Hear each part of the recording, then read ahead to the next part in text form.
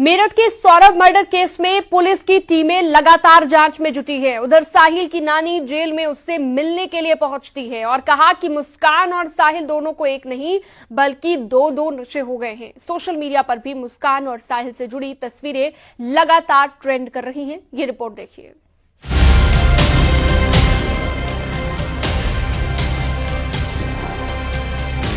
भगवान कसम सूर्य नारायण में बहुत दुख है। मेरठ के चर्चित सौरभ हत्याकांड के आरोपी साहिल से पहली बार जेल में उसकी नानी ने मुलाकात की। साहिल के लिए नमकीन और कपड़े लेकर पहुंची नानी ने सौरभ की मौत पर दुख जताते हुए कहा कि घटना बेहद दर्दनाक है। भगवान कसम सूर्य नारायण में बहुत दुख है। नानी ने कहा कि दोनों को दो नशे हो गए हैं। नशे के आदी तो दोनों ही हैं। दूसरी ओर आदमी को औरत का नशा और औरत को आदमी का नशा भी हो गया है। अरे मैं कह रही हूँ, मुझे अब तुम्हें यकीन नहीं आ रहा। इसकी बात मैं कह रही हूँ कि उससे ज्यादा लड़के का दुख कुछ नहीं करा। ये दो नशे हो गए, नहीं दो नशे हो गए। एक तो नशा खूब कर रखा था, एक आदमी को औरत का आदमी को नशा, ये सबसे बड़ा हो गया। जी हाँ, मैं आपको बता दूं कि पुलिस पूछताछ में जो मुस्कान ने पुलिस के अफसरों को बताया वो काफी चौंकाने वाला है। मुस्कान ने कहा कि सन 2021 में सौरभ के साथ उसका तलाक का मुकदमा शुरू हो गया था। उसके बावजूद सौरभ अपने खास दोस्त पंकज और उसकी माता यानी मुस्कान की जो माता है उसके साथ मिलकर मुस्कान की रेकी करा रहा था। उसके घर पर लगातार कौन आ रहा है कौन जा रहा है, इस बात से चिढ़ने के बाद वो सौरभ से काफी खफा थी, काफी नाराज चल रही थी। और नवंबर 2024 में उसने सौरभ को निपटाने का पूरा प्लान साहिल के साथ तैयार कर लिया था, जिसके लिए ड्रम दवाइयां सब कुछ तैयार कर ली थी। घटना से कुछ घंटे पहले सौरभ का जो खास दोस्त है वो सौरभ के साथ उसके घर पर गया खाना देने के बाद और खाना देने के बाद सौरभ और मुस्कान की काफी हाथापाई हुई, लड़ाई हुई, झगड़ा हुआ। साहिल की नानी ने नियम के मुताबिक मुलाकात की पर्ची लगाई थी। जेल मैनुअल के तहत परिजनों को मिलने की अनुमति होती है और नानी भी इसी श्रेणी में आती हैं, इसीलिए उन्हें मिलने दिया गया। साहिल को जेल के भीतर अभी तक किसी काम में नहीं लगाया गया है। 10 दिन पूरे होने के बाद ही उसे जेल के किसी काम में शामिल किया जाएगा। उधर जेल में साहिल के बाल छोटे छोटे कटवा दिए गए हैं। उसकी नानी ने मुलाकात के लिए अनुरोध किया था, पर्ची लगाई थी तो उसकी नानी मिलने आई। देखिए, जेल में पहला काम होता है अनुशासन में रहना, और 2-2.5 फुट के बाल का कोई मतलब नहीं है। हालांकि उसने स्वयं ही इच्छा जाहिर की थी कि मेरे बाल जो कटवा दी जाए, तो यहाँ पर नाई उपलब्ध है, अन्य बंदों की तरह उसके भी बाल कटवाए। मेरठ में सौरभ के परिवार पर दुखों का पहाड़ टूट पड़ा है। कातिल मुस्कान और उसके बॉयफ्रेंड साहिल की रातें जेल के भीतर अब तन्हाई में कट रही हैं।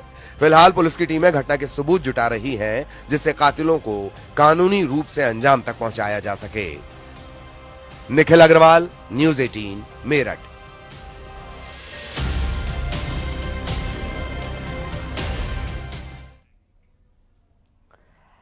और बड़ी खबर आपको मेरठ से बता दें, सौरभ मर्डर केस से जुड़ी हुई बड़ी जानकारी यह है कि साहिल और मुस्कान को वकील मिला।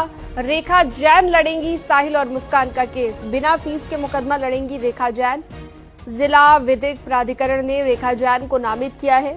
सौरभ के परिजनों ने अभी तक वकील फाइनल नहीं किया है। और अब बड़ी खबर ये मिल रही है कि साहिल और मुस्कान का केस रेखा जैन लड़ेंगी। जिला कारागार से सौरभ हत्याकांड के मामले में जो आरोपी हैं, उन दोनों की एप्लीकेशन निःशुल्क अभियोक्ता के लिए हमारे पास जिला कारागार के माध्यम से प्राप्त हुई और हमने जिला विधिक सेवा प्राधिकरण द्वारा श्रीमती रेखा जैन को नामित किया गया है। दोनों के लिए।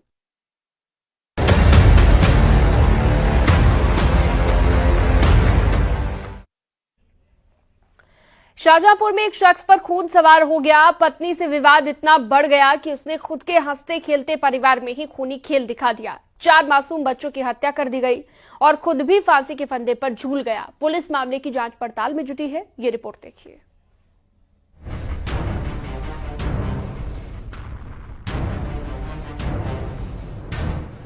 शाहजहांपुर के रोजा थाना इलाके के गांव मानपुर चचरी में मौत का मातम पसरा हुआ है। यहाँ एक दिल दहला देने वाली घटना सामने आई है। एक पिता ने अपने 4 बच्चों की धारदार हथियार से हत्या कर दी और खुद भी फांसी लगाकर जान दे दी। मरने वालों में बड़ी लड़कियों की उम्र 12 साल और 7 साल के बीच है, जबकि 5 साल का एक लड़का भी है। सूचना मिलते ही पुलिस और फॉरेंसिक टीम मौके पर पहुंची। शवों को कब्जे में लेकर पोस्टमार्टम के लिए भेजा गया है। अब ये अपने बच्चों के साथ अपने घर लेटे थे। और पोता है एक, उसे सवेरे अंधेरे में चाय बनाते हम, तो उसे चाय पीने के लिए ठहरते थे।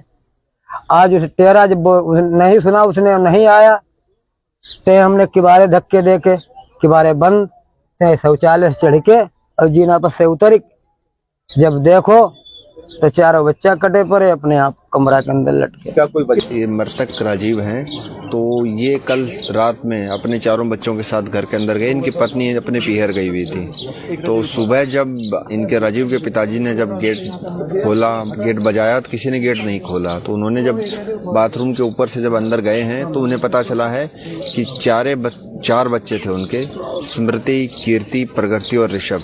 तो चारों बच्चों का गला कटा हुआ है, उनकी हत्या हो चुकी है, मौत हो चुकी है और राजीव ने खुद को फांसी लगा ली है। घटना की गंभीरता को देखते हुए गांव में भारी पुलिस बल तैनात कर दिया गया है। मामले की पड़ताल शुरू कर दी गई है।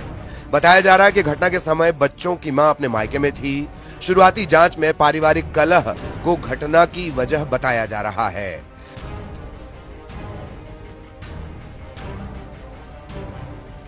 फिलहाल पुलिस इस बात की जांच कर रही है कि युवक ने इतना बड़ा कदम क्यों उठाया।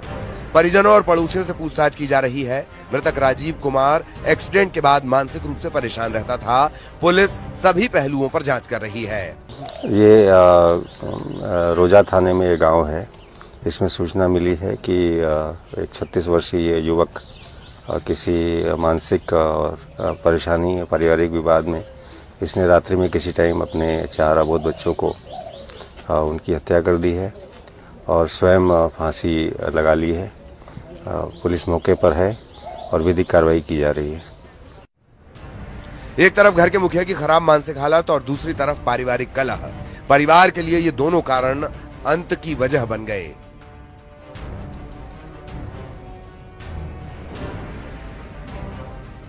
फिलहाल परिवार में अब सिर्फ राजीव की पत्नी ही बची है जो अपने मायके में है। देखना यह है कि पुलिस की जांच में घटना की असल वजह क्या सामने आती है।